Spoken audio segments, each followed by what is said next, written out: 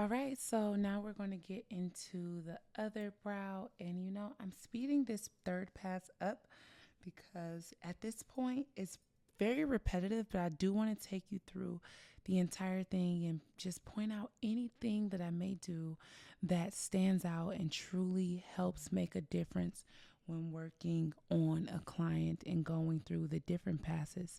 The key is to build the brow up. You don't want to rush to just have two passes or three passes to get finished. I think in this session I had maybe I switched the brow maybe about 5 times or 6 times or maybe even 7 times. We'll see by the end of this recording. But now I'm going to go in again, stretch the skin really good. And mind you, this video is sped up 1.7 times. So it's a little faster, but in this pass, I really want to focus in on the tail because now that we got a little action in the front, I want to make sure like, okay, the tail is very visible. We can clearly see exactly what it is that we have as our shape, and we want to fill that in. Now, mind you, this is sped up, so go slow. Actually, I'm going to slow this down. Okay, so now you see my pace, how I work at real time. It's not super slow, but it's also not as fast as what we were previously viewing. But you see in this pass, once I wipe away, you'll see how much of this actually sits in the skin. This pass here, that third pass, is so crucial to your process. Now the skin is more than numb. She feels nothing. She's resting. This is a client who was very anxious about the pain and she wanted to get pre-numb, but I told her that I don't do pre-numb. I only do secondary numb. And so she said, okay, let's go. And we went in with the needle and we opened her up. We numbed her. We did the first pass, the second pass, and now here at the third pass, she's literally, just relaxing and not feeling anything. So you'll also notice that on that tail, I went in the larger part of the tail first and then went back into the more thin portion of the tail. So with that, I did that because I really want to make sure that that tail is very precise. I didn't want to start there and then make a mistake of going too far out, but I would rather really go deep into the center of the tail, move forward, and then come back in because that very point is just like an outline truly. It's not even really much shading because it's so sharp and so thin. It's not really a pixelation, it's really a point. So it's okay if you don't start from the very, very tail of the brow, but in like the middle of the tail and pull forward and then go back into that tail. And you have to go over the tail the most out of doing the entire brow. That's the point of ombre brows.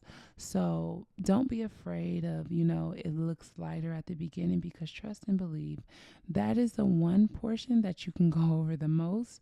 And so that point, very end point of the tail, it will always be the darkest.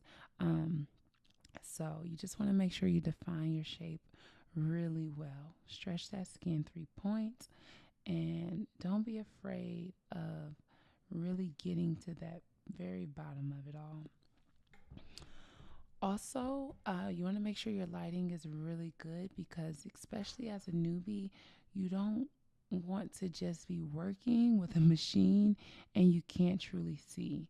I know this looks a little dark here, which is why I want to warn you all that make sure your lighting is great. Make sure it is great. My lighting was actually amazing, but because my head was probably in you guys' way, it looks a little dark. Yeah, exactly. Okay, yeah, you see my head falling into the camera.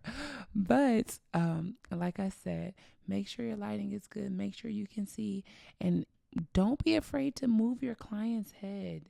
When it's time for you to get in better position, you have to move your client's head.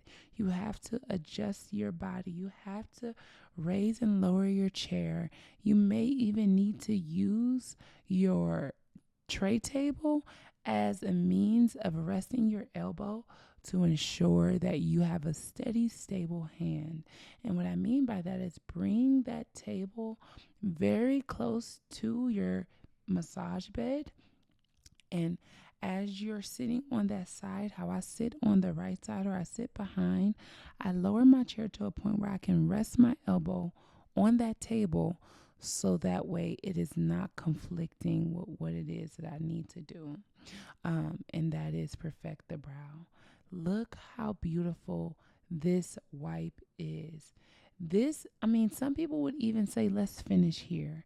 Her brow looks absolutely amazing already.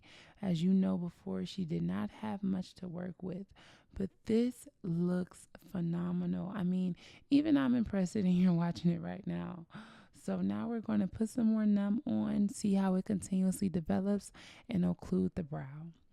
I also want to come on the other side and allow you to see exactly what it is that I'm doing. It's the same exact thing, pulling the same exact direction. So now I'm still pulling the machine towards me. I'm filling in the brow. Just do the same thing and you'll be A-okay.